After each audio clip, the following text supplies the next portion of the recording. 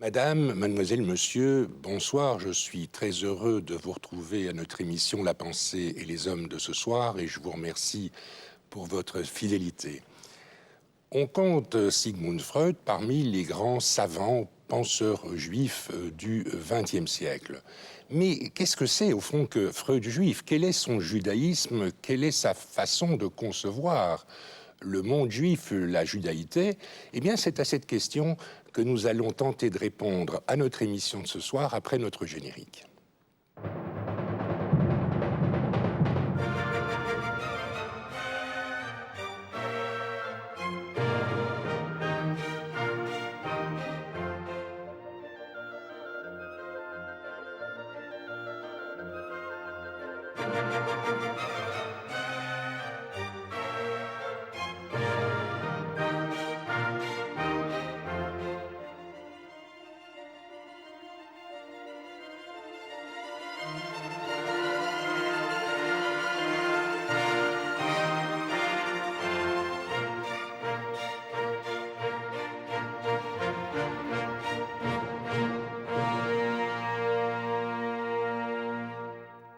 Pour répondre à la question de l'identité juive de Sigmund Freud, j'ai invité ce soir un psychanalyste, le professeur Willy Safran. Vous avez enseigné la psychiatrie à la vraie université de Bruxelles. Vous êtes l'auteur de très nombreux ouvrages sur la psychanalyse et tout récemment, vous avez fait paraître un livre intitulé Freud et l'identité juive. Il s'agit d'un ouvrage dans la collection Quartier Libre. Alors bon, Freud, on dit qu'il est juif, mais il est juif comment ? Ma première question serait, Willy Safran, est-ce qu'au fond, Freud a reçu dans sa famille, dans son milieu proche, une formation, une information religieuse? Est-ce qu'il a été formé religieusement au judaïsme? Comment Freud était-il juif? Mais effectivement, son identité juive le rendait perplexe lui-même. Ah. Et il a reçu effectivement une éducation juive. Il savait lire l'hébreu, par exemple. En tout cas, il a appris à lire l'hébreu. Il a fait la bar mitzvah, donc il a... Et il a fait donc la bar mitzvah à l'âge de 13 ans, qui est l'équivalent de la communion solennelle. Et pour ce faire, il a eu un enseignement d'hébreu, de textes sacrés, d'histoire juive. On connaît aussi le nom de son professeur qui l'a préparé à la bar mitzvah, c'est le professeur Hammerschlag. Il se fait que déjà le professeur Hammerschlag était davantage intéressé par l'éthique, par l'histoire du judaïsme, plutôt que par la religion. Et mon sentiment est que il a déjà influencé Freud sur ce plan-là et que les rudiments de culture juive et de religion juive que Freud a eus se sont arrêtés à l'âge de 13 ans.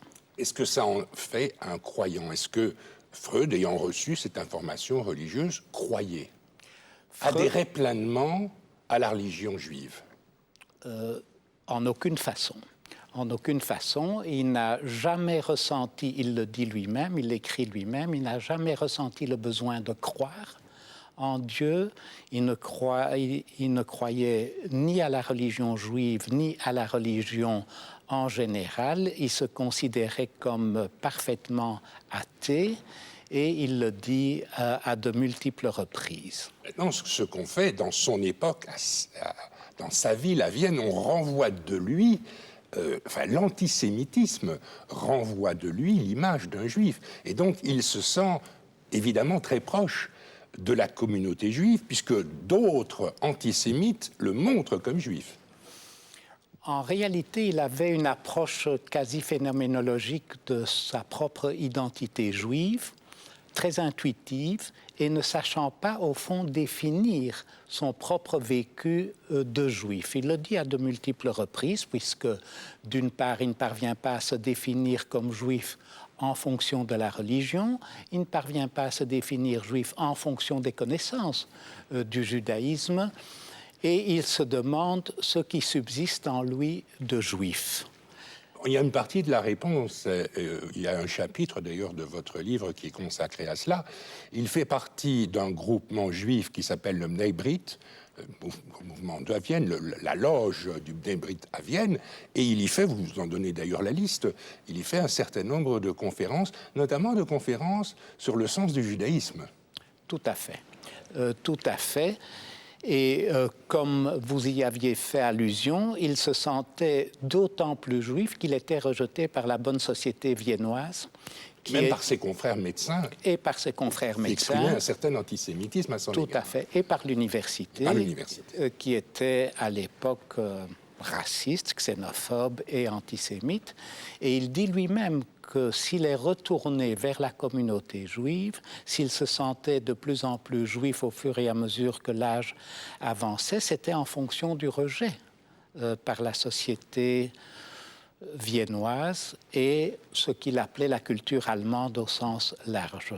C'est ainsi que lors d'une interview par un journaliste du nom de Virek, alors qu'on se trouve déjà en 1930, il a dit qu'il s'était toujours considéré comme un intellectuel de culture allemande, écrivant son œuvre en allemand, mais qu'au fur et à mesure que l'antisémitisme montait dans les pays de culture allemande, il se sentait de plus en plus juif. Donc, il va culminer cet antisémitisme avec l'arrivée des nazis au pouvoir, et dès lors, à ce moment-là, Freud va non seulement quitter l'Autriche, mais se sentira encore plus pleinement juif qu'auparavant. Tout à fait, tout à fait.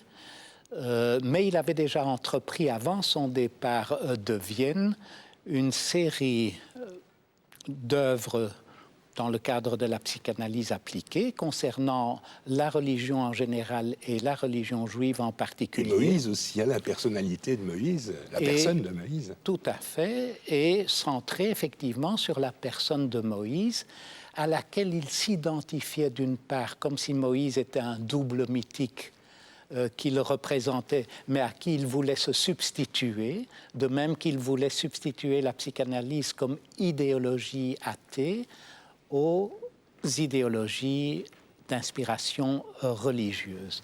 Et donc il avait déjà entrepris ses travaux avant son départ de Vienne, mais la partie la plus importante de L'homme Moïse et le monothéisme a été écrite et publié alors qu'il était déjà à Londres. Alors dans ses écrits, notamment ses écrits sur le jeu de mots, il emprunte beaucoup d'anecdotes à ce que l'on appelle l'humour juif ou les blagues juives. Tout à fait. Dans le mot d'esprit et ses rapports avec l'inconscient, sur les 140 mots d'esprit qui illustrent son propos, il y en a un tiers qui est originaire de la tradition juive.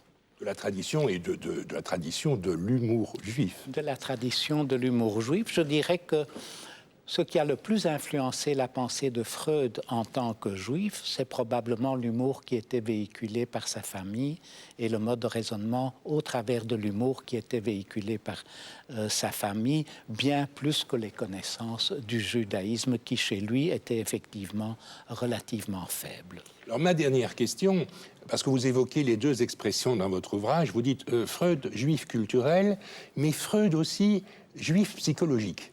Alors, est-ce que ces deux notions se recouvrent? Ou en quoi est-il juif culturel et en quoi est-il juif psychologique?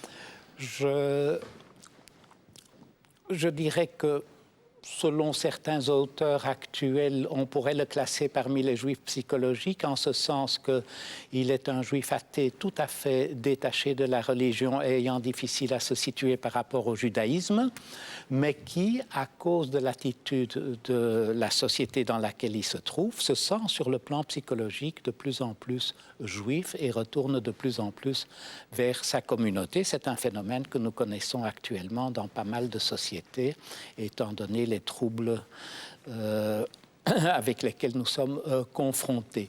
Mais il est un juif de culture et aurait souhaité l'être davantage dans la mesure où il regrette, à un âge avancé déjà, de ne pas avoir suffisamment de connaissances de l'hébreu, de ne pas avoir suffisamment de connaissances de l'histoire du judaïsme, et finalement il donne l'indication de ce que devrait être un juif de culture par rapport à ce qu'est lui était, surtout un juif de savoir, ayant pu s'intégrer dans la société ambiante avec toutes les connaissances scientifiques et culturelles laïques, je dirais, et venant d'une famille qui, jusqu'à son père, était comme toutes les familles juives de l'époque en Europe de l'Est et en Europe centrale, une famille de juifs d'études.